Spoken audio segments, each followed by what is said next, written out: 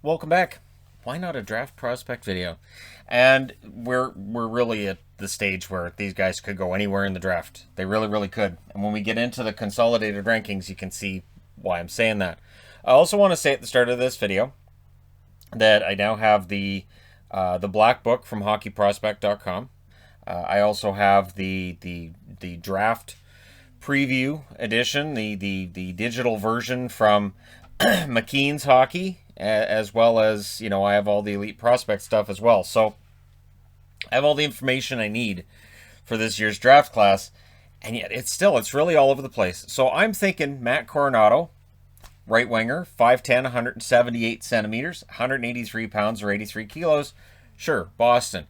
And I say that because he's a skilled winger. He scores goals. Boston could use another one of those. We've talked about scoring depth with Boston for a while. It's still a thing. And Coronato won't be playing right away anyways, but there are very few, if any, from this year's draft class that will. He is a Harvard commit, so he'll be headed to Harvard for at least likely 2 years. And then by then, if he's good to go, Boston will give him that call. His strengths: puck handling, shooting accuracy, and speed. And what's interesting with his speed is that when you get into the nuts and bolts of it, his skating isn't where you want it to be, but his speed is. So he's one of these guys on the ice that he's fast, you're just not sure how. And his puck handling and shooting accuracy are fantastic. Strong work ethic and considered to be very consistent from shift to shift. Very consistent from game to game. And that's huge. While there may be some teams that look at him and go, that's 5'10", I don't know. This is still big man's league, and we still see prospects that fall in the draft that probably shouldn't because of their size. I don't think he's going to fall that far. I don't really think he's probably going to be available when Boston drafts at 20th. He plays well during extended shifts. So when a guy gets tired and he makes a boneheaded decision, from what I was reading, he doesn't. Matt's decision-making doesn't suffer from him being tired. So he still makes good plays at both ends of the ice no matter how long his shift has been, no matter how tired he may be. And he's good at anticipating the play. So that guy who's going up the ice because there's going to be a turnover? That's Matt.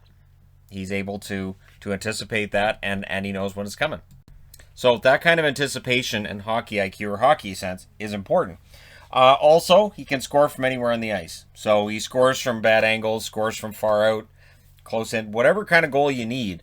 The only thing that I saw in reports that he may need to work on is his confidence in his one-timer.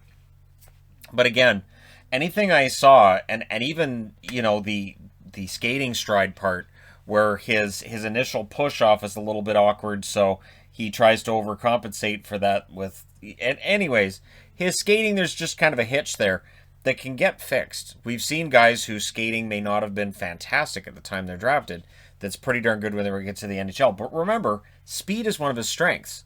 So he's one of those guys that he's out there and you're like, I don't know how he got that fast, but yeah, his speed is really good.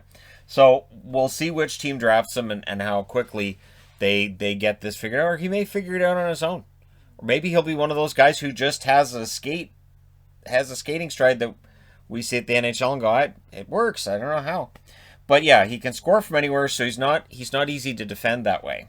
He doesn't have an office where he's going to score all of his goals, so to keep him out of that one spot on the ice. So that's important. Also, he's reliable in his own zone. A lot of comments about how he's a 200-foot player. He is capable of playing in his own zone, and this year as well, he showed a commitment to that and to playing on the penalty kill, and he was very good on the penalty kill as well. So there's a lot of reasons here that I think that when Boston picks 20th, he may very well be gone. But he's number 27 on the consolidated rankings on Elite Prospects, so that's where they get all their prospect rankings and put them together. On Hockey Prospect, they have him at 12th. Right. But Elite Prospects has him at 32nd. So, yeah, great. McKean's Hockey has him at 16th, and in their mock draft, they have him going 18th to Nashville. So what's nice with McKean's, too, is they have their rankings, and then they have their mock draft as well. Like, okay, here's who we think are the best, and here's who we think is going to get drafted where. TSN, Bob McKenzie, has him 21st, which is one after Boston. At number 11, that's where Craig Button from TSN has him ranked, which is the highest rank that I've seen NHL Central Scouting has him at number 9, but that's amongst North American skaters. So overall, that would put him below 9. For the Chicago Steel in the USHL this year, 51 games, 48 goals, 37 assists for 85 points. That's pretty explosive for an 18-year-old kid. And there's not really scouting reports that are sour on him. The only thing that I saw was some that said, I like him, but I like this other player more. So there may very well be teams that say, I like Coronato, I like what he can bring, but I like this other guy more. So for Boston, I think it would make sense. You know, Beecher's progressing well enough, and you add Coronato. They do need that forward depth, and you've got to be ready for the day when Bergeron, Marchand are going to get older. Eventually it's going to happen, and you're going to need skill guys that can jump up. Comments from scouts. I think he's a Kyle Palmieri type was one of them. Love everything about him other than his size. And that's going to be the key. Again, there has to be a team that says, yeah, his size isn't what I'd like, but he is so talented, we're going to pick him. So he may very well take a bit of a fall. When Caulfield got taken, immediately I felt that was a steal.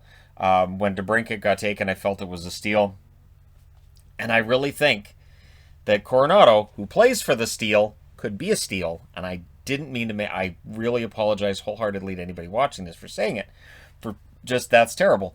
But I really think he could be quite the catch for Boston if they picked him at 20. So there's some wish fulfillment here. We'll see whether or not he's available or whether or not Boston passes on him and goes with somebody else, because Boston's unpredictable when it comes to the first round. But he's smart and he's skilled and some big-time compete. So that quote comes from Mark Edwards, who is the executive in charge of Hockey Prospect. And again, I have to say that it was Hockey Prospect that reached out to me a few years ago after the draft and said, we'd like to help you out with your draft stuff. And I said, yeah, you know, that would be good. And since then, my draft knowledge has definitely increased, which is good. I was just very casual about the draft and just, I don't know, this guy, I guess, sure, this guy, sure. And I had the surface knowledge, but what I see with a prospect like this does make me kind of think, hey, that could be kind of fun to see how he does down the road. Also, the Hockey News has him at 38th. And then they said best case on here is Zach Hyman. They always have what's the best case for what the guy could be, and they have Zach Hyman in here. So the Hockey News is not as high on his skill level as others who've said he's going to be a top 6, he's going to be a sniper at the NHL level. So we'll see, right? But the compete level is there, the defense is there, and we'll see what happens with him where he goes. Where do you think Matt Coronato goes? And do you think he's going to be an NHL level player, especially if you watched him in Chicago in the USHL this year? Let me know your thoughts. Thank you guys so much for watching. Do not forget to hit like and subscribe if you haven't done so already on this channel. And hey, this is going to be a fun draft, isn't it? I will talk to you guys again soon.